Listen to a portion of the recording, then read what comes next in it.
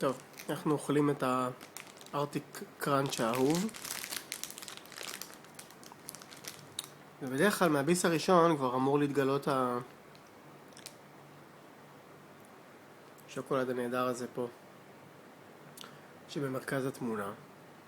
ולהפתעתנו כבר כמעט אחרי חצי ארטיק, הוא בהתקרב